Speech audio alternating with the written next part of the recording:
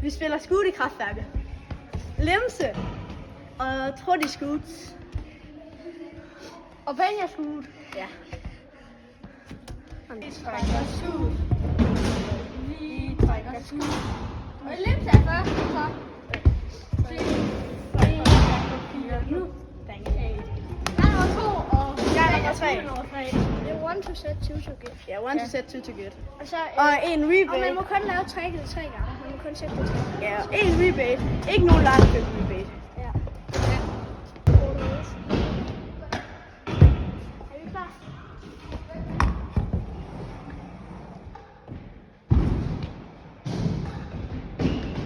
Ale, du misser! Ja. Han missede nu så. Nu er det Magnus. Ja, jeg sætter... hvad hedder det? Jeg sætter buttercup.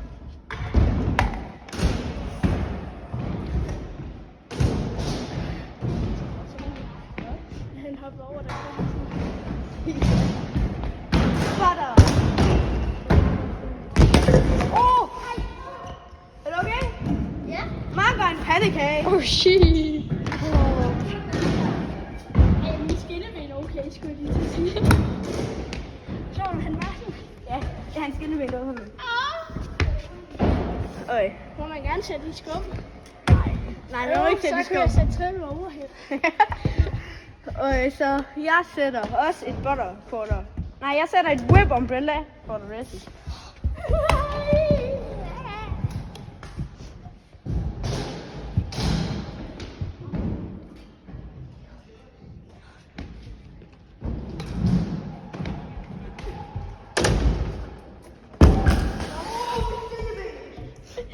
Jeg sætter også whip umbrella quarter.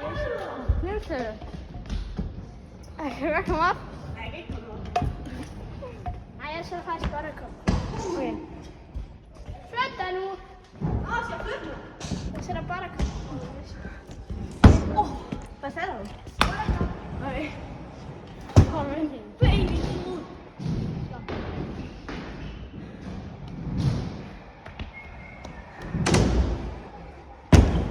Ja! Alle de misser bare, så det er jo egentlig meget fint. Jeg sætter... Du missede, kom igen. Jeg sætter... Jeg stjæler ham, der har sæt indward. Nej, jeg sætter faktisk whip umbrella. Whip umbrella. Jeg har lavet en bog. Så er det rigtig skud. Sådan. Så sætter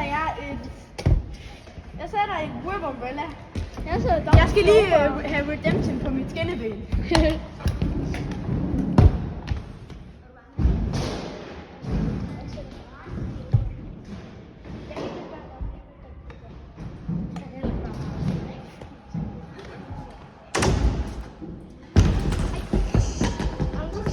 Næste gang redemption på mit jakke. Nej, jeg sætter også whip umbrella. Jeg sætter whip umbrella, men så må, hvis jeg lander nu, så må I ikke sætte det. Ja, bare kom. Du lander. Hvordan synes du, det er gået indtil videre? Altså, næste gang, så skal jeg have redemption på mit numse, så det går ikke særlig godt. Skal vi lige se Lemse skud?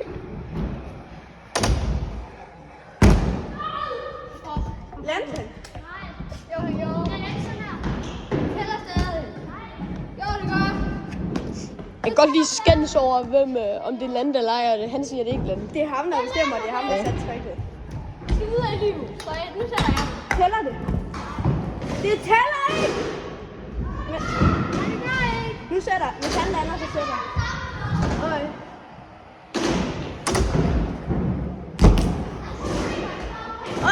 Nu sætter jeg mit sidste whip umbrella. Og nu skal jeg ikke dø, nu skal jeg bare lige logge ind. Ellers så... Bare lige det sådan, man må sætte de samme tre tricks hver, så hvis I undrer jer over, hvordan I gør det. Så det synes jeg, han sætter det. Ja. Yes, yes.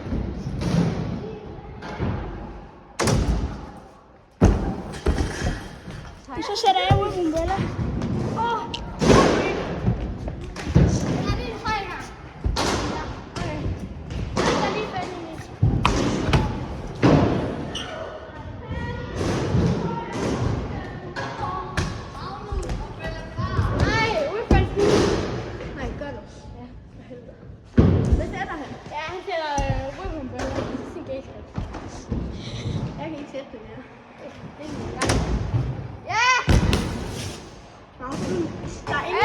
front scoot.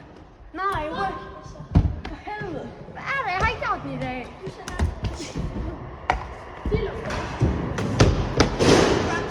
Jeg brækker den her. Læg op med. Jeg tror bare, min håndled, det går i stykker. Ja, tak. Og så sætter jeg sætter et buttercup, og den her gang så lander jeg, fordi der er ikke rigtig nogen, der har landet noget indtil videre. Det er en ret kedelig scoot.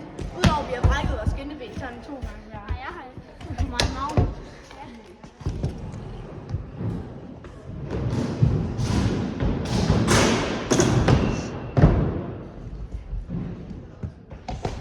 Vi ved godt, du misser, Benjamin. Nej, han gør ikke.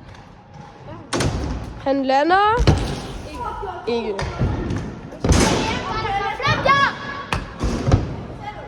Hvordan synes du, det har gået indtil videre? Ingen har landet noget, så det gør ikke så godt.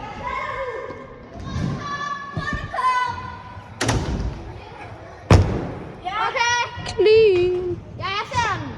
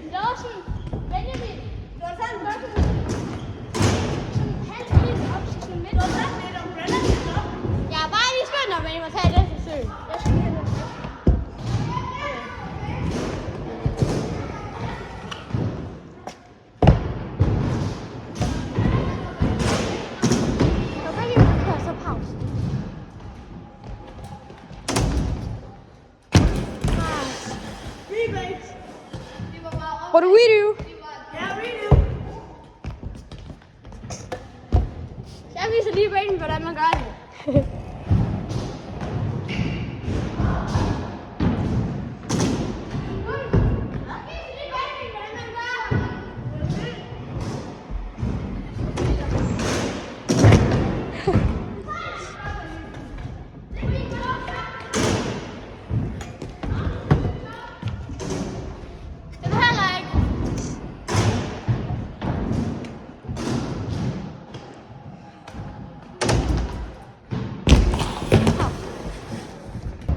Bogstaven det er, Benjamin han har S, og jeg har ingenting, og det har Linse har også ingenting.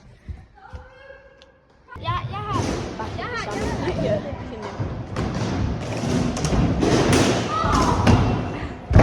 Det var fandme en flot forpil. Ja, det var fandme flot. Nu er det mig til at sætte, og jeg sætter et umbrella-kort og det.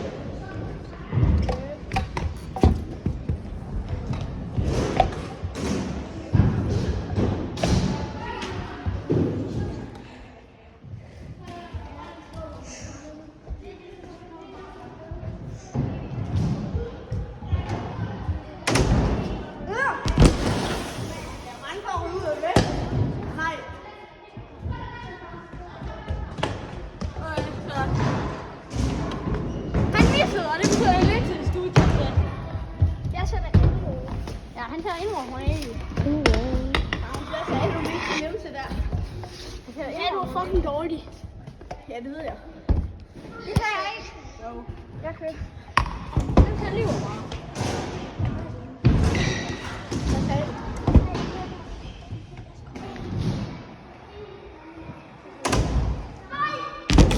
Ja, og nu sætter jeg over boksen. Nej, jeg sætter faktisk bare en kickless til brækflip her. Så kickless der, og så brækflip her.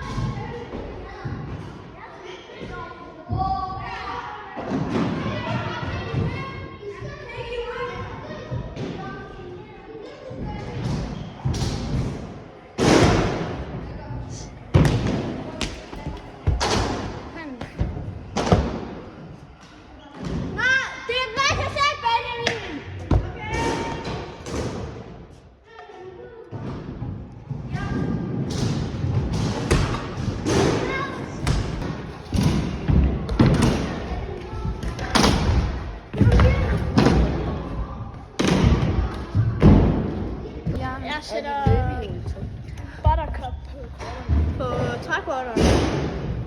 Ja.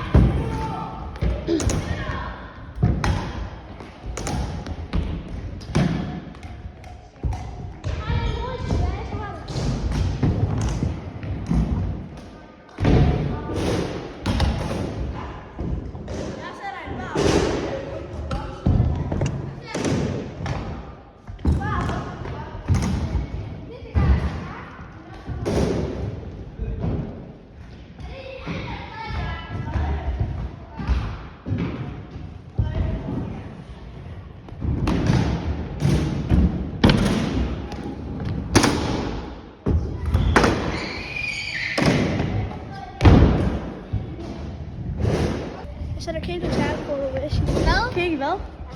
Kække, ja. Så bare kigge for en. Okay. Kun på wrestling. Okay.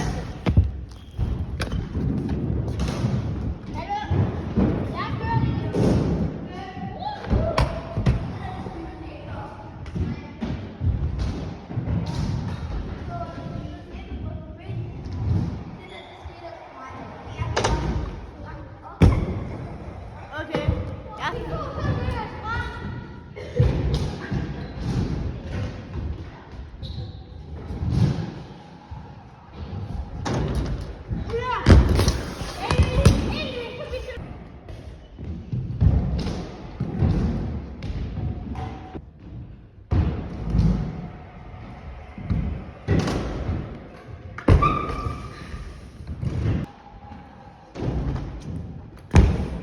Hvad har du, Benjamin?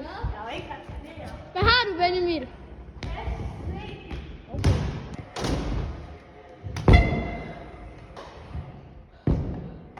Jeg tænker lige. Farve. Fejl til boks. Så sætter jeg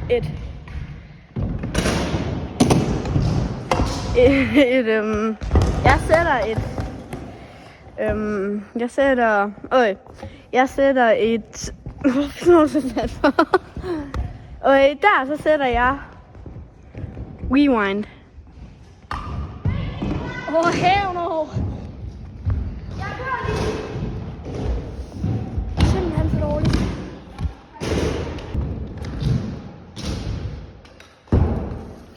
Altså, fuck, det er ulækkert. Rewind.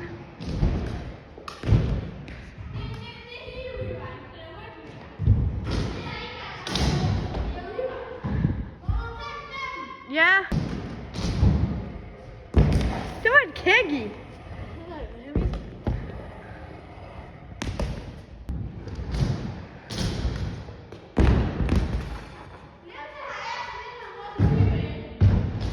Så har Limse S.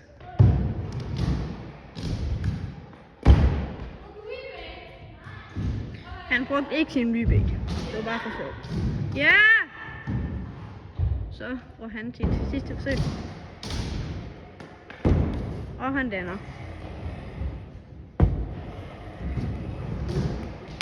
Ja, kom. Kiggy Brian.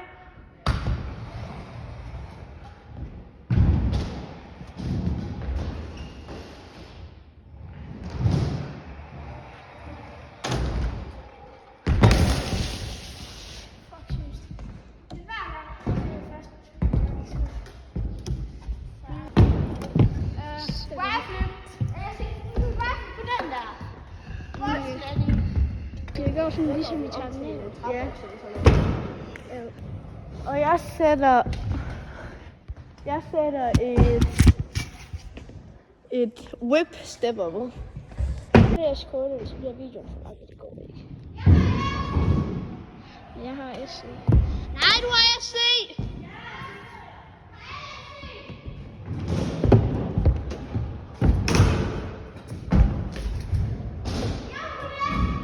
Jeg sætter whip umbrella.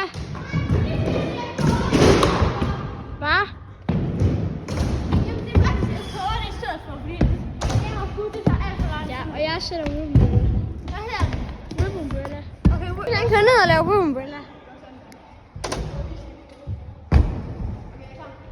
okay. Det er sløret. Det er sløret.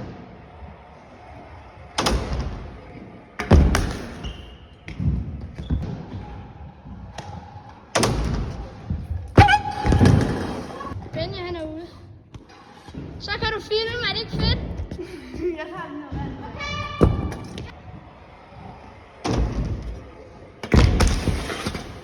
Så kan du også se. Hallo. Så jeg kigger ud på den.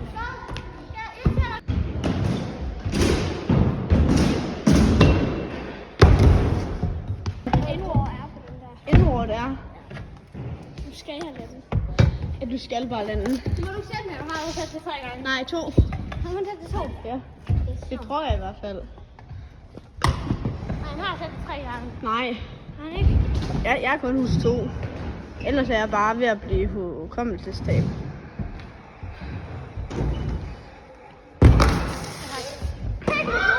Jeg kan swip på den brune boks.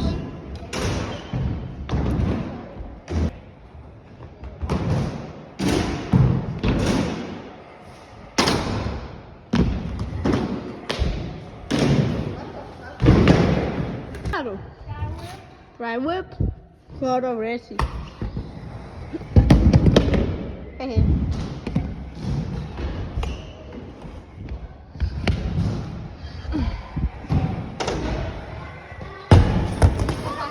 Typisk. Samme igen. Hvad selv? Han sætter det samme kicky whip på den der.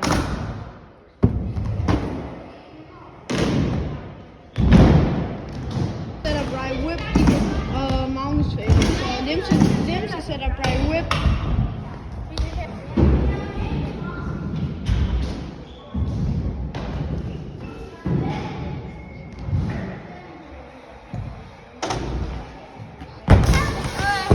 Whip front scoot på quarter race. Limse er whip front scoot. Hvorfor er det så sløret? Det kan jeg ikke lide. Sådan der. Det. Whip front. Jeg sætter whip umbrella straight på den her. Whip umbrella straight. Hvad står der? Nej, dumbbell. Jeg sætter boldtop. Fra strike til boks. Okay. Ja, den er så stort. Jeg har stemplet min.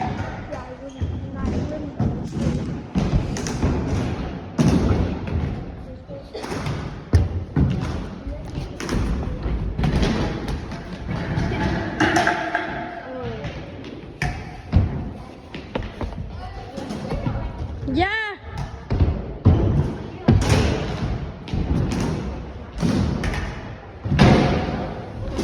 Miss. Sætter whip umbrella straight igen.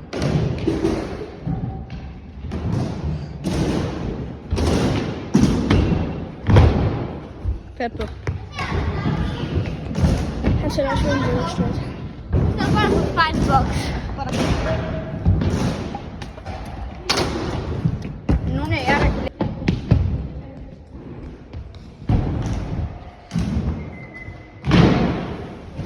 og han viser. Whip umbrella straight.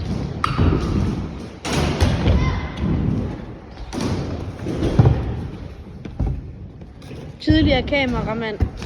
Og endnu tidligere kameramand.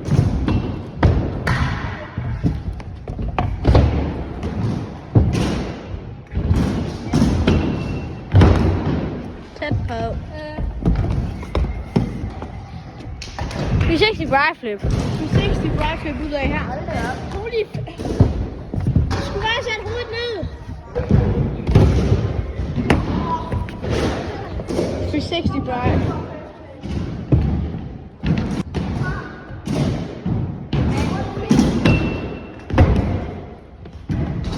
Her. Jeg sætter op og kigger på den her. Op på kegles. Op på kegel. Ja, tak. Så skal han få løn for ham.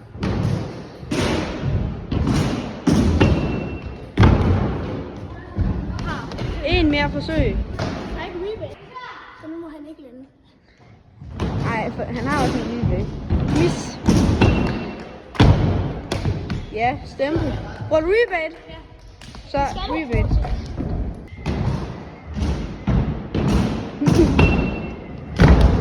Ja. Limse vinder! Limse vinder. Limse vinder. Okay, så der er nogle clips, som vores kamera ikke så Nu filmer jeg altså her. S på den her. Der Magnus han fik SC, eller han fik et eller andet der. Og jeg fik også et SC. Så det er egentlig det. Så vinder jeg på ham. Så kan jeg